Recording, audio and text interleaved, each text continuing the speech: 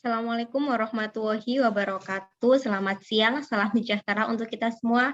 Shalom, Om Swastiastu, Namo Buddhaya, dan salam kebajikan. Yang saya hormati Ibu Apoteker Indah Yulianingsi, SPAM MFAM, selaku dosen pengampu mata kuliah fitofarmasi, dan juga teman-teman yang berbahagia. Kami di sini dari kelompok 1 akan membahas mengenai regulasi Good Manufacturing Practice GMP obat herbal pada penelitian komparatif GMP Cina, CGMP, GMP WHO, PICS, dan GMP Uni Eropa. Adapun kelompok 1 yaitu Ika Lelati Sa'dia dengan NIM 19029, ada Cindy Ayu Wardani dengan NIM 19040, ada M Fahriza Robi dengan NIM 19047, kemudian ada Arista Sinta Dewi dengan NIM 19096, dan juga ada Fania Mufti Mufida dengan NIM 19108. Next.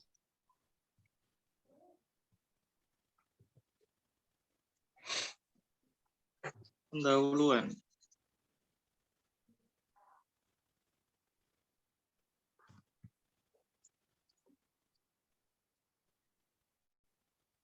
Produk herbal menjadi komoditas yang penting dan semakin diminati dalam beberapa tahun terakhir di banyak negara maju.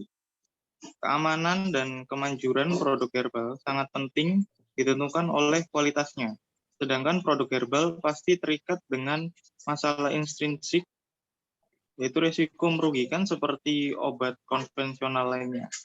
Risiko kualitas seperti kesalahan identifikasi, pelabelan bahan herbal yang salah, pemalsuan, substitusi, dan logam berat, pestisida, mikroba, kontaminasi dapat diminimalkan secara memadai dengan langkah-langkah kontrol kualitas dari proses manufaktur.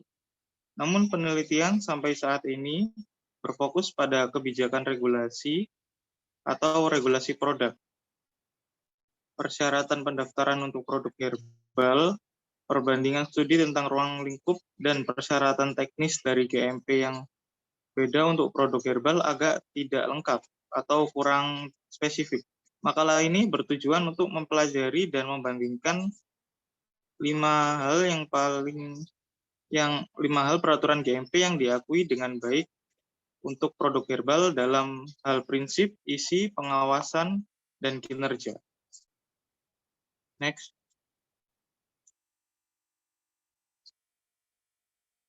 Berikutnya metode.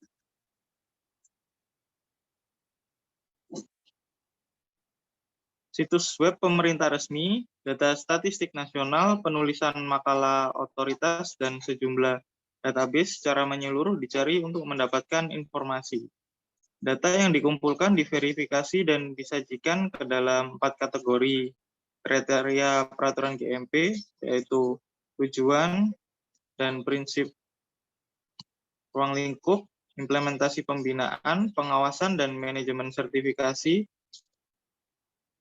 pertunjukan. Informasi tentang GMP yang dipilih ini disusun dan diurutkan menurut kategori untuk selanjutnya dianalisis perbandingannya. Next. Situs web resmi pemerintah. Informasi tentang 5 peraturan GMP yang dipilih terutama bersumber dari pemerintah dan situs resmi antara lain sebagai berikut: Administrasi Makanan dan Obat-obatan Cina, Kementerian Kesehatan, Badan Obat Eropa, dan lain sebagainya yang ada di slide berikut. Next. Lalu ada data statistik nasional. Data dikumpulkan dari buku tahun statistik yang diterbitkan di wilayah terpilih, termasuk buku tahunan statistik kesehatan yang dikeluarkan oleh Administrasi Negara Pengobatan Tradisional Tiongkok. Observatorium Kesehatan Global oleh WHO menyediakan data statistik tentang prioritas kesehatan global dan laporan tahunan tentang statistik kesehatan yang dikeluarkan oleh pemerintah AS, Uni Eropa, dan Singapura. Next. Lalu ada jurnal otoritas basis data yang dikenal baik seperti Google Scholar, Medpub, dan Web of Science dicari menggunakan istilah penulisan yang sensitif.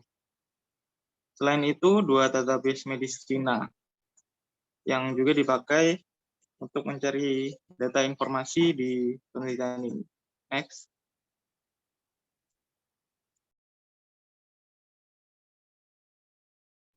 Selanjutnya mengenai hasil, next.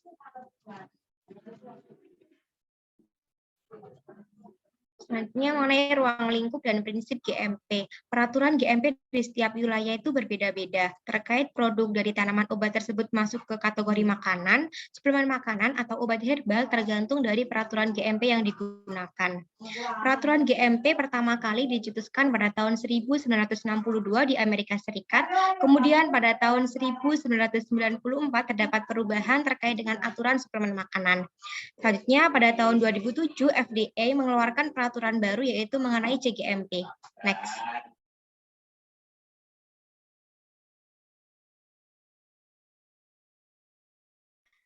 Sedangkan pada tahun 1982 di Cina sudah ada peraturan mengenai obat-obatan tradisional dan CGMP.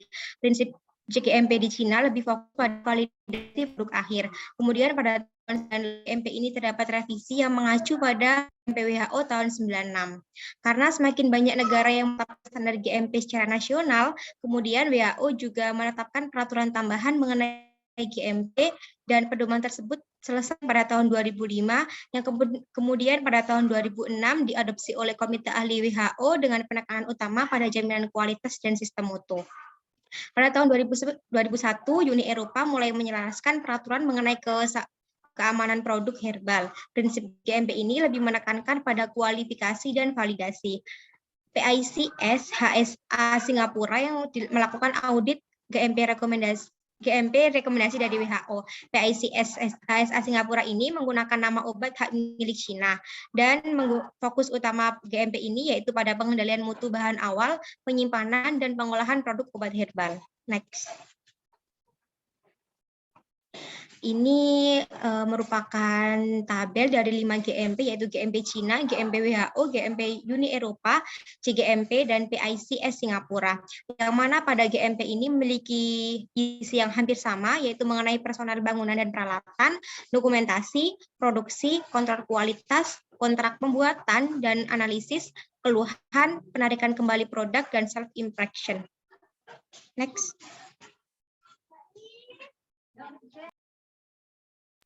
Di Amerika Serikat, peraturan mengenai suplemen makanan terpisah dari peraturan makanan dan obat-obatan. Dengan adanya kondisi yang demikian, WHO dapat digunakan sebagai salah satu dokumen panduan yang paling penting ketika mengembangkan peraturan GMP untuk negara dan wilayahnya. Karena GMP WHO sangat lengkap, mengingat GMP di setiap wilayah berbeda dan masih ada yang belum sesuai dengan aturan. Saat ini, panduan PICS dan GMP Uni Eropa dikembangkan secara paralel. Pada beberapa GMP memiliki kesamaan dalam kerangka, tetapi terdapat perbedaan penjabaran rinci dari masing-masing isi peraturan GMP tersebut. GMP 2010 yang direvisi di Cina memiliki tambahan 225 istilah baru dan persyaratan GMP secara keseluruhan lebih komprehensif, serta secara khusus memperkuat pentingnya perangkat lunak yang sesuai dan standar produksi. Namun versi GMP ini kurang spesifik dan sistem ini terdapat di beberapa poin terdapat kekurangan jika dibandingkan dengan CGMP di Amerika Serikat.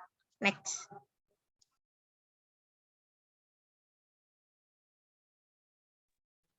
Kemudian selanjutnya adalah pelaksanaan dan juga pengawasan. Pada tabel 3 ini merupakan perbandingan mengenai implementasi dan juga pengawasan tentang regulasi obat herbal pada beberapa negara anggota.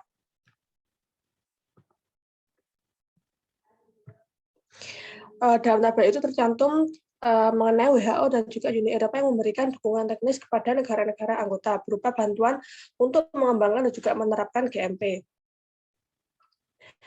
Contoh penerapan GMP yaitu menyusun dokumen teknis, menyediakan program pelatihan, otoritas pengaturan yang terdiri dari tanggung jawab untuk melaksanakan dan juga mengawasi implementasi GMP, serta mengamanatkan kepatuhan terhadap persyaratan GMP untuk obat-obatan herbal di China, Amerika Serikat, dan juga Singapura. Untuk di Amerika Serikat sendiri, US FDA dan lembaga pendahulunya telah bertanggung jawab untuk mengatur produk herbal yang dipasarkan di Amerika Serikat selama lebih dari 100 tahun. Kemudian setelah berlakunya DSHEA, US FDA diberi wewenang untuk mengawasi produksi serta pelabelan obat-obatan herbal dan juga suplemen makanan lainnya. Selain itu, US FDA juga bertugas dalam melakukan pemeriksaan terutama dalam kasus dugaan pemalsuan dan memerintahkan penarikan produk jika dianggap tidak sesuai dengan peraturan. Kemudian untuk di Cina, sertifikasi GMPA dikeluarkan oleh CFDA di bawah Kementerian Kesehatan. CFDA memiliki hak untuk merancang peraturan obat yang bekerja sama dengan departemen terkait dan mengawasi manajemen keamanan makanan, produk farmasi, dan alat kesehatan. Untuk di Uni Eropa, implementasi GMP terkait dengan European Medicine Agency atau EMA yang bertanggung jawab untuk mengembangkan prosedur terkait inspeksi, dokumen panduan, dan mengkoordinasikan pekerjaan inspeksi. Selain itu, pada tahun 2004 dibentuk Komite Produk Obat Herbal atau HMPC yang bertugas mengawasi kualitas produk obat herbal. Dan untuk di Singapura sendiri, Badan Ilmiah Nasional yang mengatur dan mengawasi regulasi TCM adalah Health Science Authority atau HSA yang bertanggung jawab untuk mengawasi dan melaksanakan regulasi CPM. Fungsi HSA di Singapura relatif komprehensif, termasuk penilaian pemasaran, pengawasan, pasca pemasaran, dan juga pemantauan reaksi obat yang merugikan dan menuntutan penjualan ilegal tentang TCM. Selanjutnya adalah pengaruh GMP dalam industri.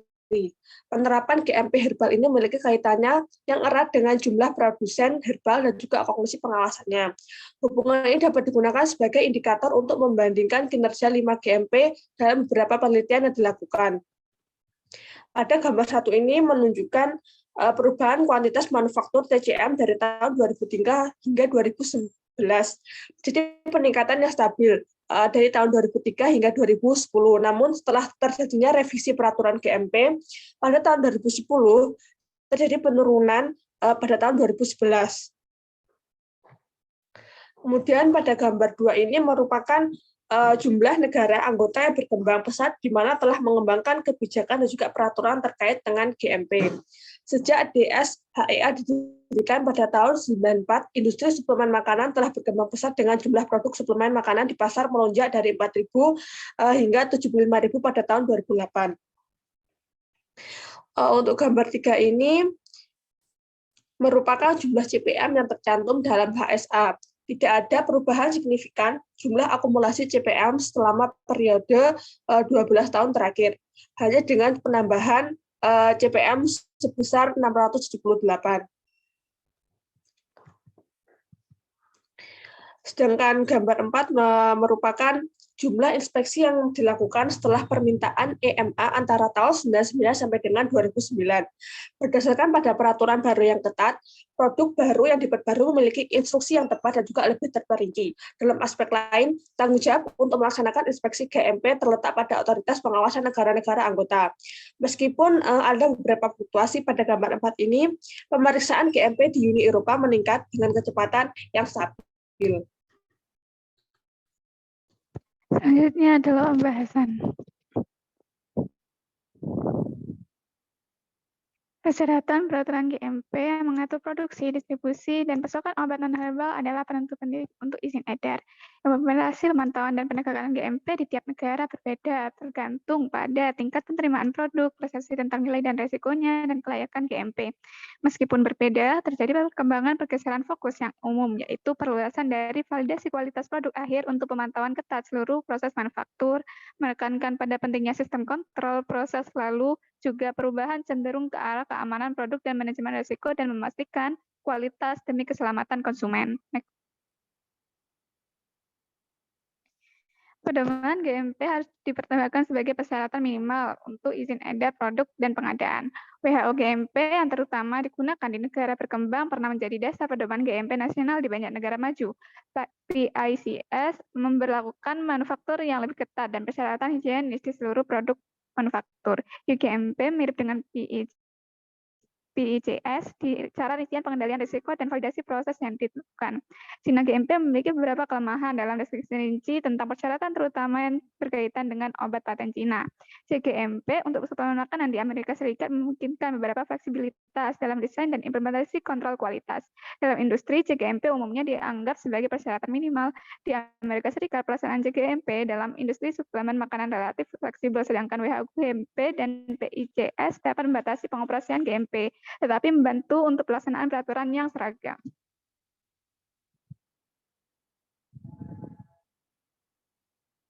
Pelaksanaan dan pengawasan sama pentingnya dengan peraturan GMP yang tergantung otoritas masing-masing negara, sehingga hasilnya dapat berbeda di tiap negara. Dalam CGMP, jika produk suplemen makanan tersebut ditemukan dipalsukan dan terbukti menimbulkan risiko serius bagi publik pada pasca pemasaran, USFDA akan melakukan penarikan produk dan tindakan pengaturan lainnya. Manajemen longgar di Amerika Serikat ini terkait dengan biaya dan keterbatasan yang terkait dengan persetujuan bahan. Jika suplemen makanan harus diatur sebagai obat, biaya produksi untuk suplemen makanan meningkat, sehingga untuk menjaga ketersediaan produk suplemen makanan, kecil kemungkinan Amerika Serikat akan memantau dan mengawasi CGMP. Peraturan GMP di Uni Eropa, Singapura, dan WHO lebih baik dan terstruktur untuk memastikan kualitas dan kemanjuran obat herbal. Kontrol regulasi Singapura lebih efektif mengontrol tingkat logam dan bahan aktif yang tidak disebutkan dalam pedoman GMP. Di Uni Eropa menghubungkan GMP dengan jaringan distribusi untuk meningkatkan kepatuhan GMP atau GDP. WHO GMP di tiap negara memiliki pengimplementasian dan interpretasi yang berbeda dalam hal teknis.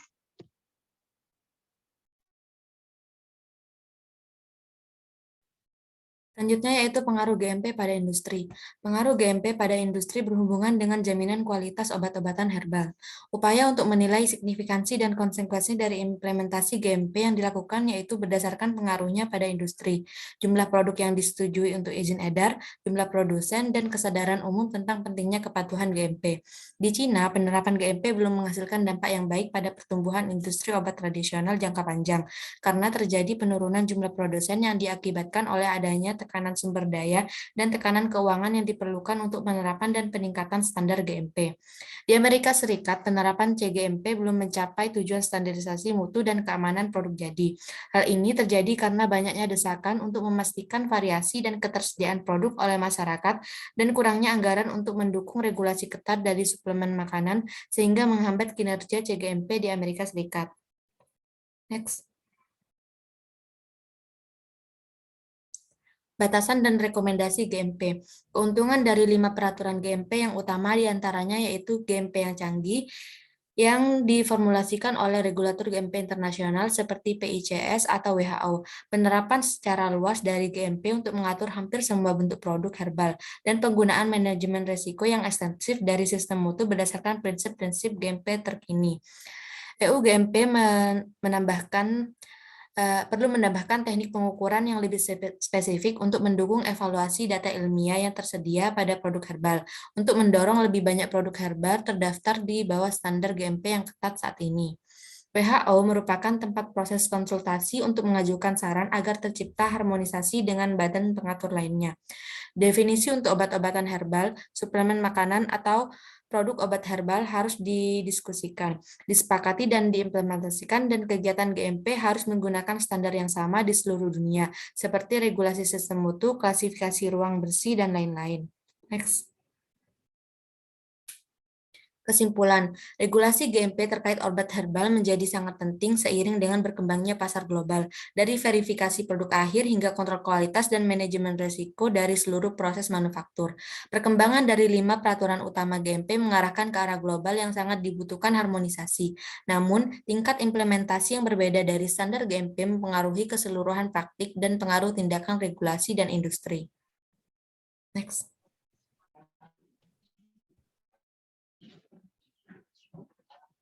Baik, itu yang dapat kami sampaikan dari kelompok 1. Kurang lebihnya mohon maaf. Kami akhiri. Wassalamualaikum warahmatullahi wabarakatuh.